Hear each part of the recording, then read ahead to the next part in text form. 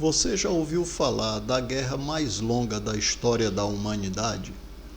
Se você, como eu, gosta de descobrir, seja bem-vindo ao canal Descobrir.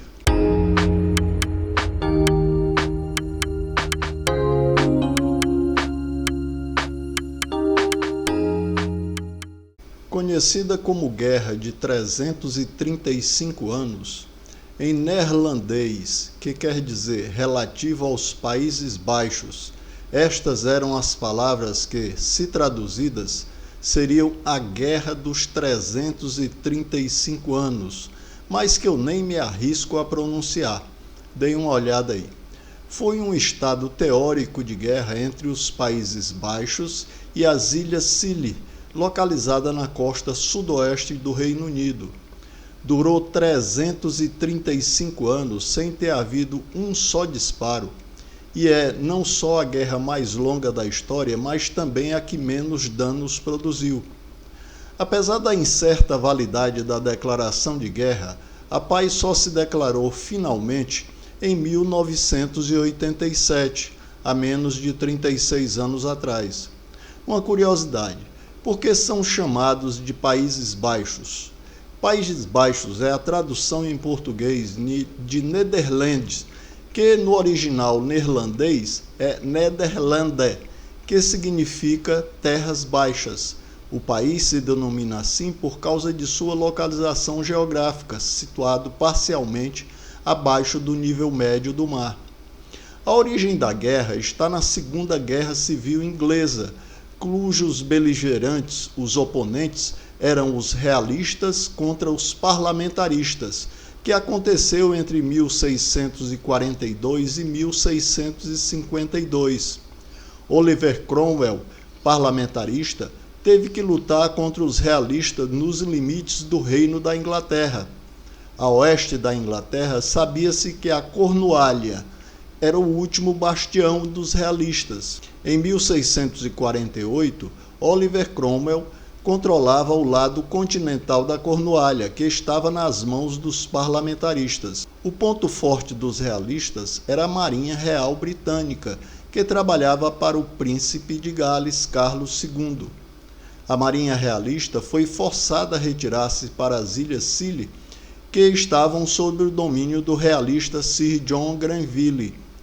A Marinha da República das Sete Províncias dos Países Baixos era aliada dos parlamentaristas. Os Países Baixos tinham sido administrados por uma série de governantes ingleses durante a Guerra dos 80 Anos, entre 1568 e 1648. O Tratado de Münster, assinado no final daquela guerra, em 30 de janeiro de 1648, confirmou a independência dos Países Baixos em relação à Espanha.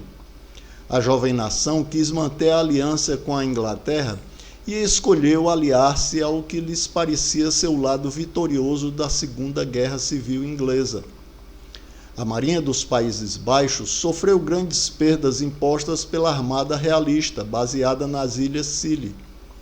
Em 30 de março de 1651, o almirante Marten Tromp chegou às Ilhas Scilly para exigir uma indenização aos realistas pelos danos sofridos pelos navios e bens neerlandeses. De acordo com as memórias de John Whitelocke, uma carta de 17 de abril de 1651 expõe, abre aspas, Tromp chegou a Pendennis e relatou que tinha ido às Scilly procurar reparação para os navios neerlandeses e bens tomados pelos realistas. Não recebendo resposta satisfatória, declarou, de acordo com a sua comissão, a guerra.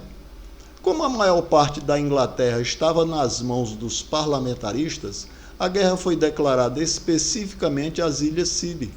Em junho de 1651, pouco depois da declaração de guerra, os parlamentaristas, sob a direção do almirante Robert Blake, forçaram os navios realistas a renderem-se.